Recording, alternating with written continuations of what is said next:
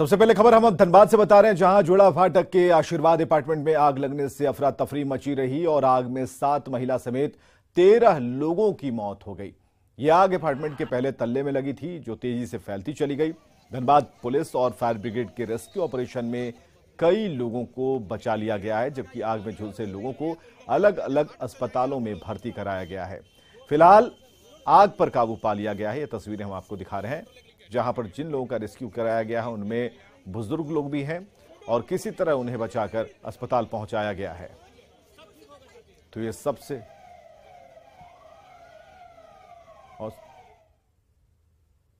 Bank मोड़ थाना क्षेत्र के आशीर्वाद टावर में भीषण आग लगी और भीषण आग में एक भारी हताहत हुई है। दमकल की कई गाड़ियां आकर आग पर काबू पा ली है, लेकिन संख्या बताई जा रही है कि ये संख्या हताहत की 1 दर्जन हो सकती है। हालांकि एसएसपी से हमने बात की तो उन्होंने इस संख्या के बारे में किसी तरह से कोई पुष्टि नहीं की, लेकिन यहाँ पर आप देख सकते हैं कि भीड़ है और स्थानीय लोग जो सबसे अधिक इस रेस्क्यू में अपार्टमेंट पर पहुंचकर लोगों की जान बचाने में लगे रहे और साथ ही यहाँ पर जो स्थानीय लोग हैं वो बचाव कार्य में लगे रहे और अभी भी यहाँ रेस्क्यू जारी है। यहाँ शहर के जितने भी एम्बुलेंस थे उसको यहाँ पर लगाया गया और जो भी लोग यहाँ पर आग से रेस्क्यू करके बाहर निकल रहे थे उनको स्थानीय अस्पताल और फिर उसके बाद बेहतर इलाज के लिए SNMCH भेजा गया। फिलहाल एसएसपी से हमने बात करने का प्रयास किया, लेकिन उन्होंने क्या हताहत हुए उस आंकड़े को नहीं बताया है, लेकिन उन्होंने कहा कि रेस्क्यू जारी है। संजय गुप्ता, न्यूज़ 18 धनबाद। ताजा तस्वीरें लगातार आ रही हैं जिसमें बुजुर्ग हमें दिख रहे हैं जिन्हें बचाया गया है, बाहर निकाला गया है। फिलहाल क्या हालात हैं, संजय अपडेट बताएं। 2 तस्वीरें हम आपको दिखा रहे हैं जहां पर जिन लोगों का रेस्क्यू किया गया, जिन लोगों को बचाया गया है, उनमें बुजुर्गों को आप देख पा रहे हैं जिन्हें सुरक्षित बाहर निकाल लिया गया। और धनबाद डीसी हमारे साथ फोन लाइन पर हैं और संदीप सिंह जी, हमें जरा ये बताइए आग के बारे में क्या सूचनाएं आपको मिली, अपडेट क्या है, ये भी हम आपसी से जानना चाह रहे हैं क्योंकि आपकी पहुंच वहां पर ज्यादा थी। हम तस्वीरों को जरूर दिखा रहे हैं, लेकिन आग कैसे लगी, सुरक्षा मानक क्या उस अपार्टमेंट में थे, कितने लोग हताहत हुए, ये सारी जानकारियां आप बताएं। फिलहाल तो जिस समय ये आग लगी उस समय अफरा तफरी का माहौल था और सबसे बड़ी बात है सुरक्षा की जहां तक बात की जाए तो यहाँ पर मात्र 2 ही दमकल की गाड़ियां प्रवेश कर पा रही थी और इसके अलावा इस आग पर काबू पाने के लिए दूसरे अपार्टमेंट के जो सुरक्षा मानक के इंतजाम थे वहां से फिर ये पानी की बौछार की गई और उसके बाद घंटों मशक्कत की गई, तब कहीं जाकर आग पर काबू पाया गया।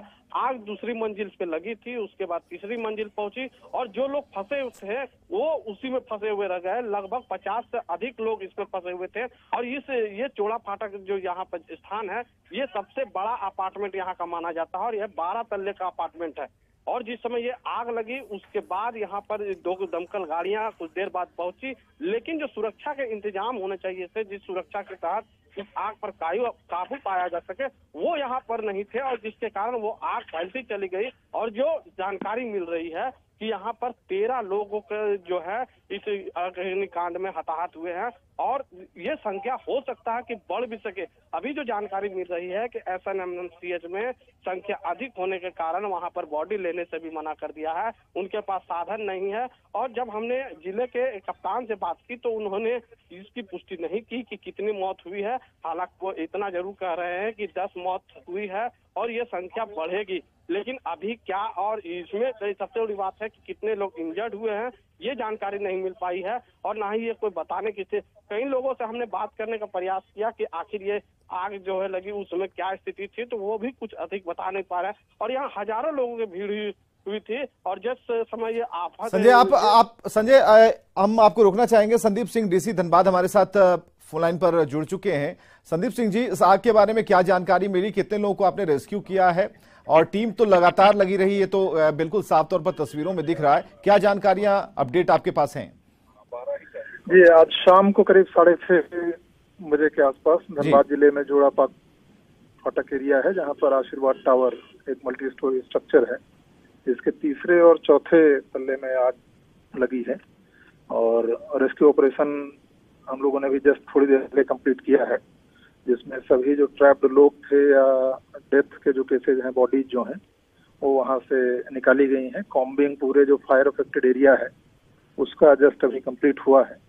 14 डेथ्स इस घटना में हुई हैं, जिसमें 10 फीमेल, 3 बच्चे और 1 मेल टोटल डेथ हुए हैं।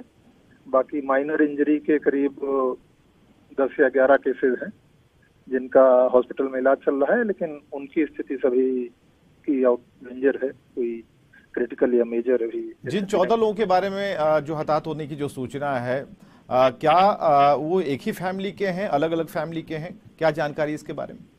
इसमें अभी तक जो जानकारी हम लोगों को घटनास्थल पर, जो कि जिस दिल्ली में आग का इंसिडेंट हुआ है, उसके मेजॉरिटी लोग जो है वो दे सकम टू देयर इंजरीज।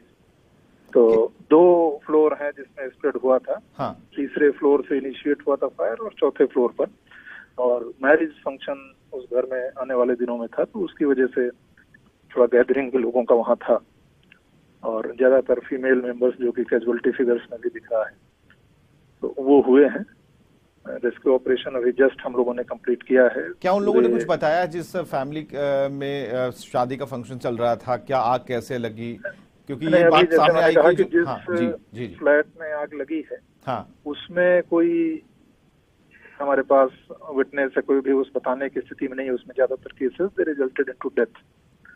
तो अभी जो बाकी इंजर्ड मेंबर्स हैं उनसे बात करके और एक्चुअल रीजन ऑफ फायर क्या रहा है, लेकिन जो अगल बगल के फ्लैट वाले लोग हैं, जो घटनास्थल पर या उस फ्लैट में बाकी रहने वाले लोग हैं, तो उनका जैसा कहना है कि प्रॉब्ली कोई हाउस फायर है, लेकिन अगेन जब तक वो हम लोग एसरटेन नहीं कर लेते कुछ कंक्लूसिवली बताना थोड़ा मुश्किल होगा।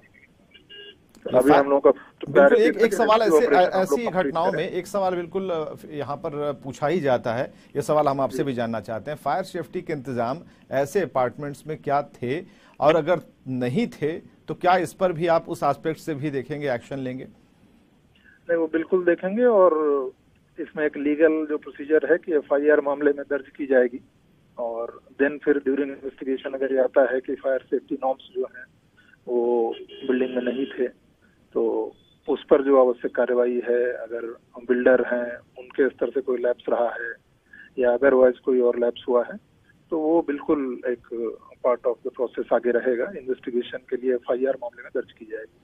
कहीं और भी रेफर किया जा रहा है जो लोग घायल हुए हैं, जैसा कि आप बता रहे हैं कि जो लोग घायल हैं उन्हें बेहतर चिकित्सा के लिए हम लोगों ने सबको, जैसा मैंने शुरू में कहा कि पूरा ऑपरेशन हम लोगों ने कंप्लीट अभी जस्ट किया है। कॉम्बिंग उस पूरे फायर अफेक्टेड एरिया की हो गई है, उसमें कोई ट्रैप या अंदर हो ऐसा नहीं है। तो जो केसेज हैं वो या तो डेथ के हैं या फिर माइनर इंजरीज हैं, उनको कोई मेजर या क्रिटिकल इंजरी केस नहीं है। तो करीब 14 केसेज हैं जो इलाजरत हैं, लेकिन वो सब माइनर इंजरीज हैं। We have just visited them in hospital, तो वो आउट ऑफ डेंजर है। चलिए, बहुत बहुत शुक्रिया संदीप सिंह जी बातचीत के लिए। धनबाद डीसी जो हमसे बातचीत कर रहे थे न्यूज़ 18 से, उन्होंने साफ तौर पर बताया कि जो माइनर इंजरी है, जो आंशिक तौर पर जो घायल हैं, उनके बेहतर इलाज की व्यवस्था कराई जा रही है, की जा रही है।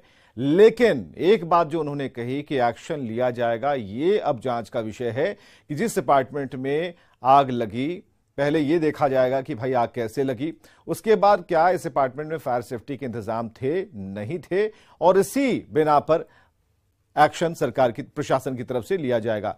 फिलहाल जो तस्वीरें हम आपको दिखा रहे हैं, 2 तस्वीरें हैं। एक तरफ तो धुआं सिर्फ नजर आता होगा क्योंकि वहां पर आग बुझाने के बाद की जो स्थिति थी, लोग नाक पर कपड़ा रखकर सीढ़ियों से उन्हें बाहर निकाला गया। और जब भी आग लगती है तो यही कहा जाता है कि आप सीढ़ियों का इस्तेमाल करें, लेकिन दूसरे तल्ले और तीसरे तल्ले की बात अब सामने आ रही है। जो आधिकारिक तौर पर जो बयान आया है उसमें दूसरे तल्ले पर आग लगी और तीसरे तल्ले को उन्होंने अपनी चपेट में आग ने ले लिया। ऐसी स्थिति में जो बुजुर्ग थे, जो भाग नहीं पाए, बचा नहीं पाए, जो बच्चे थे, सबसे बड़ी बात कि 3 बच्चे जिनकी मौत हो गई है, उसमें अधिक महिलाओं की संख्या है, 1 पुरुष है। तो कुल मिला के जो 14 लोग हैं जो इस दुनिया में नहीं है, उनके प्रति न्यूज़ 18 की संवेदना है। लेकिन जिन्होंने ये अपार्टमेंट बनवाया, जिन लोगों ने सुरक्षा मानकों का ख्याल नहीं रखा, उन पर एक्शन जरूर होगा। 2 तस्वीरें हम इसलिए दिखा रहे हैं कि जिन लोगों को बचाया गया है, सांस लेने में उन्हें दिक्कत हो रही थी क्योंकि वहां पर गैस काफी बढ़ चुका था और ऐसे में उन्हें जल्द से जल्द हॉस्पिटल की तरफ भेजा गया है। इधर झारखंड के मुख्यमंत्री हेमंत सोरेन ने धनबाद के आशीर्वाद अग्निकांड पर गहरा दुख जताया है। उन्होंने ट्वीट किया है, उन्होंने लिखा है, उन्होंने मृतकों के प्रति संवेदना जताई है। साथ ही प्रशासन की ओर से चल रहे बचाव और राहत कार्य की खुद मॉनिटरिंग करने की भी उन्होंने बात कही है। धनबाद अग्निकांड पर उन्होंने शोक जताया है। ये हेमंत सोरेन, मुख्यमंत्री झारखंड, जिन्होंने ट्वीट किया है कि युद्ध स्तर पर कार्य किया जा रहा है और हादसे में जो घायल लोग हैं उन्हें उपचार उपलब्ध कराया जा रहा है। मैं खुद पूरे मामले को देख रहा हूं, मॉनिटर कर रहा हूं। धनबाद के आशीर्वाद टावर अपार्टमेंट में आग जो लगी, जो पीड़ित हैं उनके प्रति जो है अपनी संवेदना इन्होंने दर्शाई है और जिला प्रशासन की तरफ से जो कार्य किए जा रहे हैं, युद्ध स्तर पर जो कार्य किया जा रहा है और हादसे में जो लोग घायल हैं उनकी बेहतर चिकित्सा व्यवस्था करने को लेकर उन्होंने ट्वीट किया है। और इन तस्वीरों को हम बराबर आपको दिखा रहे हैं। महिलाओं को भी अंदर से निकाला जा रहा है और इन सीढ़ियों का सहारा लेकर, उसी अपार्टमेंट की सीढ़ियां हैं जो दाहिनी तरफ आप देख पा रहे हैं, और एक एक कर सभी लोगों को निकाला जा रहा है। ज्यादा जो दिक्कत तो हुई है वो बुजुर्गों को निकालने में हुई। आगे बढ़ते हैं अगली खबर की तरफ। Junior India women's hockey team में झारखंड की 2 बेटियों को मौका मिला है। इनके नाम हैं दीपिका सुरेंग और महिमा टेटे। झारखंड की धुरंधर बेटियों से सजी ये महिला टीम 17 से 25 फरवरी के बीच दक्षिण अफ्रीका के दौरे पर रहेगी, जहां इन्हें हॉकी टूर्नामेंट में दमखम दिखाने का मौका मिलेगा। जमशेदपुर के गोपाल मैदान में मुख्यमंत्री हेमंत सोरेन का संबोधन सुनने के लिए पूर्वी सिंहभूम के गांव-गांव से हजारों ग्रामीण उमड़ पड़े, तो हरे रंग में रंगे जेएमएम कार्यकर्ताओं के हुजूम ने ढोल नगाड़ों की धुन पर परंपरागत नृत्य किया और खतियान बिल को पास करने के लिए लड़ाई लड़ने का ऐलान किया। उनसे बात की हमारे सहयोगी प्रभंजन ने।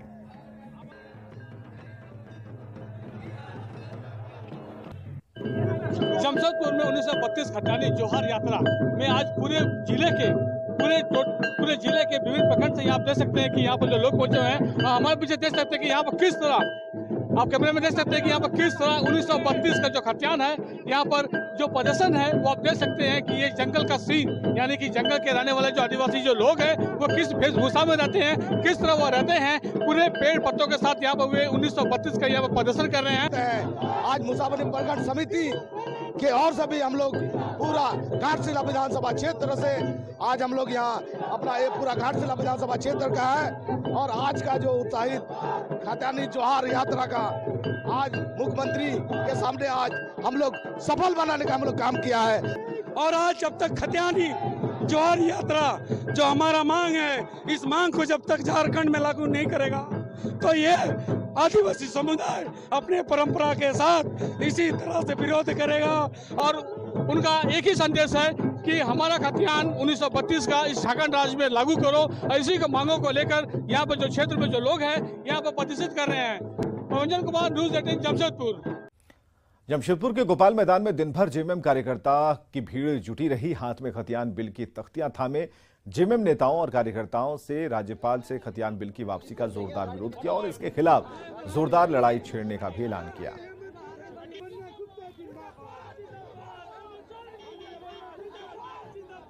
है कि हम राज्य का मालिक बने हैं, क्योंकि जमीन रजिस्ट्री होता है तो उसके बाद म्यूटेशन के बाद लगता है कि जमीन का मालिक बने हैं।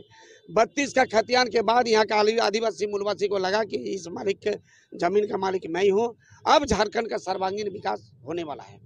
बहुत अच्छा लगा हम लोग को मुख्यमंत्री का भाषण, और वैसा ही मुख्यमंत्री मैंने अभी तो है और रहेगा भी, और एकदम खतियान हम लोग लेके रहेंगे। हम लोग का जो ये है मांग है जो राज्यपाल ने ये कर दिए हैं उसको हम लोग फिर से ये करेंगे और हम लोग लेके रहेंगे। दुमका कोर्ट ने आचार संहिता उल्लंघन केस में गोड्डा के बीजेपी विधायक अमित मंडल समेत 3 को बरी कर दिया। यह मामला साल 2019 का है, जिसमें बीजेपी विधायक पर बिना अनुमति के बैठक और सभा करने का आरोप लगाया गया था। दोनों पक्ष में सुलहनामा होने पर एमपी एमएलए कोर्ट ने बीजेपी विधायक को बरी कर दिया।